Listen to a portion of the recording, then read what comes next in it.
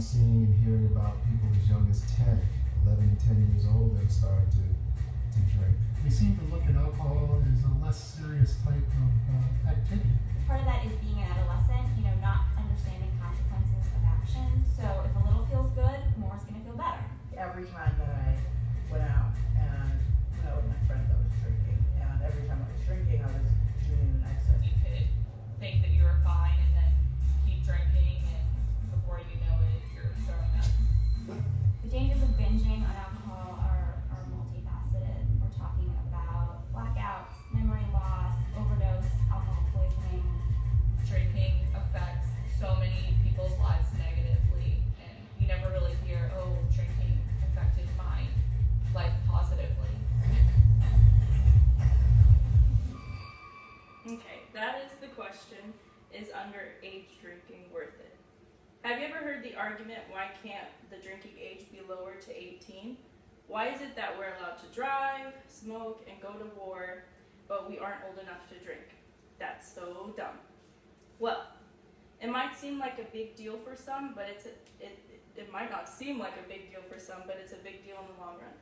If the drinking age was lowered to 18 years old, then we'd have to be aware of the following possibilities.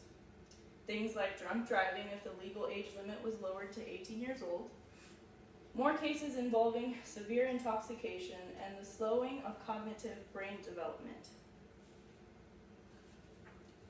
When I was in high school, I witnessed a lot of overwhelming things. I'll admit, I was a very moody teenager. I was not aware of a lot of things, but I felt as though I knew every question in the world. Now, I wasn't very experimental as an 18-year-old, but I hung around a lot of experimental teens who wanted to feel independent. If you had the occasional, my parents are ruining my life with all these rules, I can do what I want. I'm an adult. I went with a friend once to a small get-together with a bunch of peers from school. It was about 10 p.m. and we were having a good time until these group of kids brought in loads of alcohol. The kids were really drunk and making me nervous. Now people started getting drunk and doing things I never thought people were capable of. We saw a friend of ours at the time drink almost a huge full bottle of vodka, and other kids encouraged her to drink some more. She ended up having sex with 3 guys and then blacked out. Other teens who drank started to become really aggressive, and eventually one kid got so drunk that he got into a fist fight with another person, and the cops were called. At the time, I didn't know any better. I believed that this was normal, but now I know it wasn't. Many kids fled from the party before the cops came, driving drunk back home. Speaking of drunk driving is not okay. If we lower the drinking age to 18, we could see a severe amount of drunk driving accidents. According to the association MAD, Mothers Against Drunk Driving, the higher drinking age is responsible for a decline in annual alcohol-related deaths from 26,173 in 1982 to 16,885 in 2005. Drunk driving in general is pretty high, and the drinking age is 21 and up. So imagine if we lowered it to 18.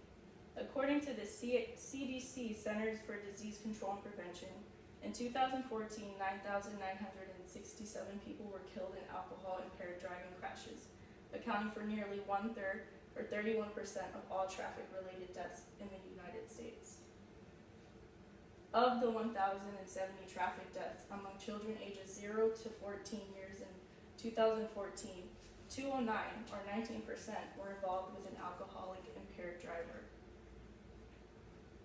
Of the 209 child passengers ages 14 and younger who died in alcohol-impaired driving crashes in 2014, over half, which was 106, were riding in a vehicle with an alcohol-impaired driver.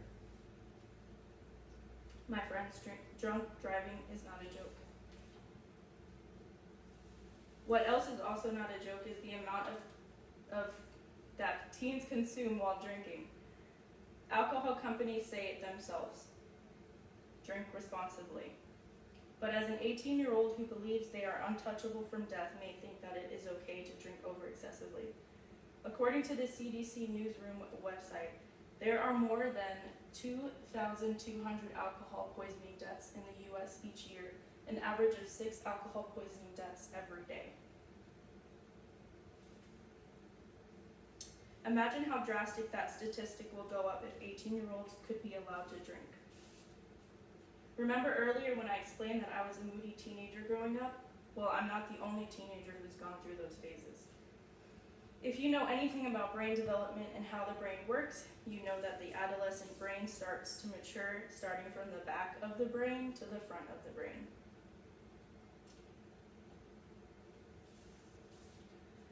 The last few things to mature for a teenager is the amygdala, which is that right there, the little red thing. And it's part of the brain that's responsible for emotional behavior and aggression. And it's highly active in adolescent, like, you know, around like probably 12 to 18.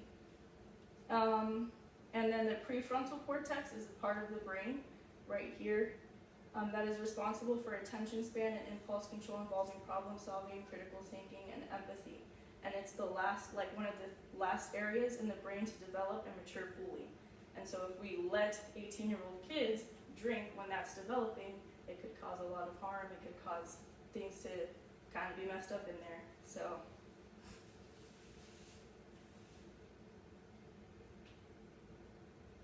Okay. In the end, the legal age limit should not be lowered for many reasons. If we as a society drop the drinking age to 18, we could be facing a higher risk of drunk driving accidents, binge drinking related deaths, and a decrease in cognitive development. So use that prefrontal cortex in your amygdala and don't make the drinking age lower than what it already is. My citations were Boston University. I also used the CDC government website, and then the CDC, and then I used YouTube for the video in the beginning. Thank you.